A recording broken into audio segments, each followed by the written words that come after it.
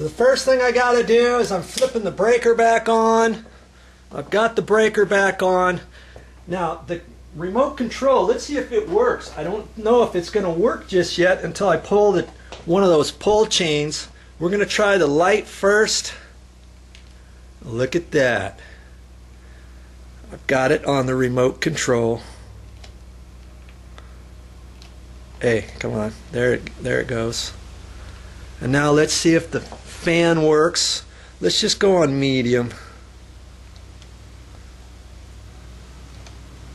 Now nothing's working because I think it's because the chain, you remember the chain was pulled to the off position.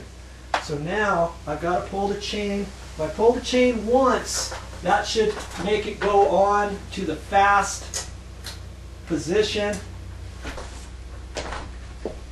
We're going to see what happens here. I've got the remote here now, and I'm going to turn it off. I'm going to see if it goes off. It should go off here in a second.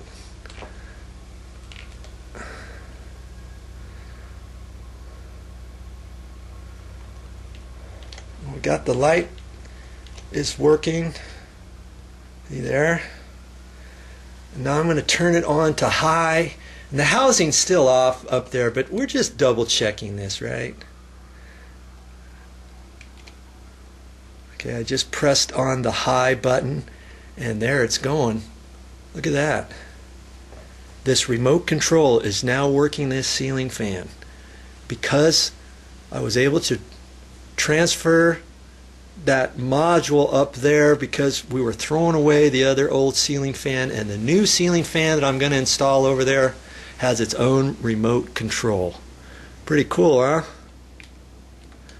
Okay, so now what I want to do, I went ahead and turned it off, and now because those chains are there, you've got a decision to make. Do you leave those chains there? What I would do is recommend do not leave those chains there, because if anybody pulls it, now the remote control is not going to work properly.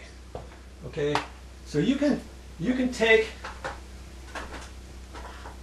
some wire cutters and you can cut this right there, and on this one here, when this stops, you can reach up in there and cut the chain off in there. And we're going to do away with this one. Now that we know, see, you got to leave this one in high position, then you can control it with your remote control. Okay, so I'm going to do that next and get rid of these chains.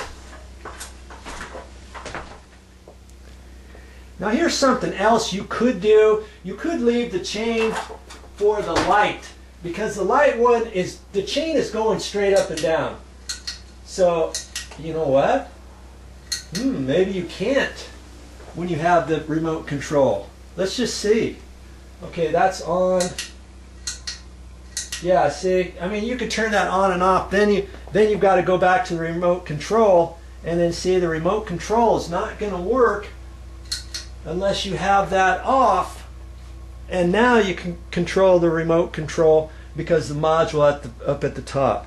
So see, once you decide to have the remote control, you got to get rid of those chains, but make sure that you have the chains adjusted in the on, off, medium, high, low speed first before doing anything else, and double check and make sure you go through all the speeds, because you don't want to have the chain, the pull chain on medium and then cut the chain off, let's say, and then think that you're going to control it to high, because you're probably not going to be able to do that because you already have programmed the ceiling fan to only go to the medium, low, and off speed because you don't have that chain pulled into the high speed.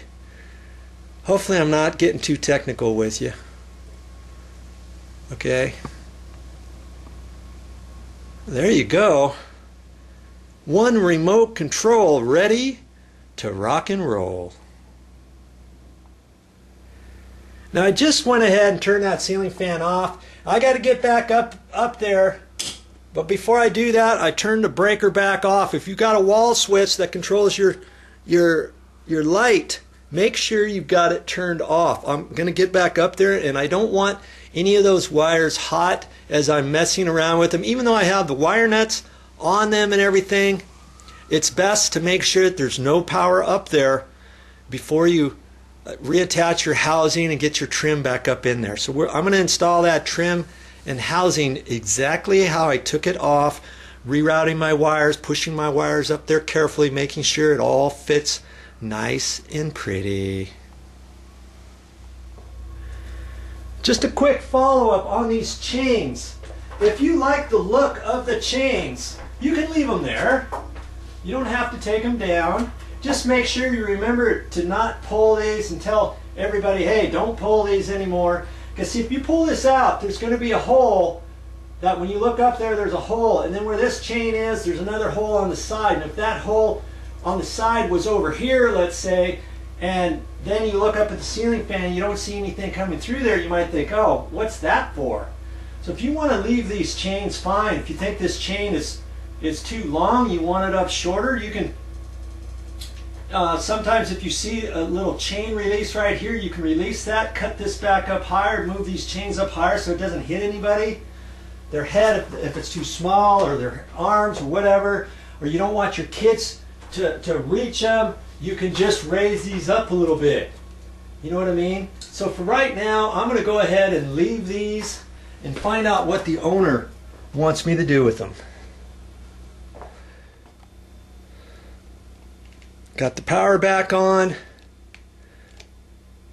and this ceiling fan is ready to rock and roll. Oh yeah! You did it! Well, I gotta go for now. That's all I've got. But I'll be back with more videos.